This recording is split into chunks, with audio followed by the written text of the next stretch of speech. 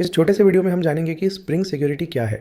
Spring security एक ऐसा framework है जो आपकी जावा एप्लीकेशंस को सिक्योर करने में मदद करता है, खासकर जब आप स्प्रिंग बूट का इस्तेमाल कर रहे होते हैं।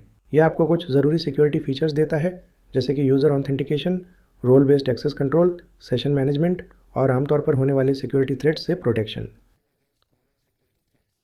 अब मान लीजिए आप एक वेब एप्लीकेशन या REST API बना रहे हैं। आप नहीं चाहेंगे कि कोई भी आकर आपके एंड पॉइंट्स को एक्सेस कर ले, है ना?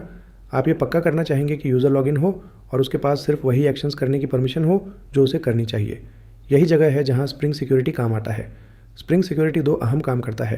पहला, ये चेक करता है कि यूज़र कौन है। इसे हम कहते हैं ऑथेंटिकेशन।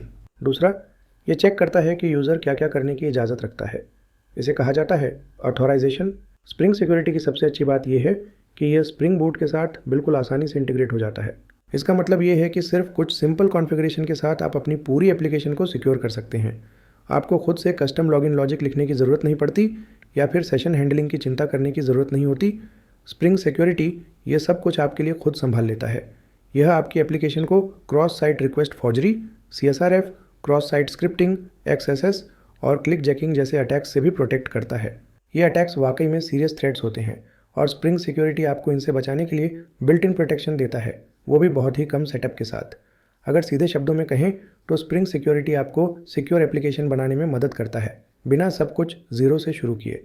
यह फ्रेमवर्क पावरफुल है, फ्लेक्सिबल है और दुनिया भर के हज़ारों डेवलपर्स इस पर भरोसा करते हैं। अगर आप स्प्रिंग बूट का इस्तेमाल कर रहे हैं तो अपनी एप्लीकेशन को सिक्योर करने का सबसे अच्छा तरीका है स्प्रिंग सिक्योरिटी।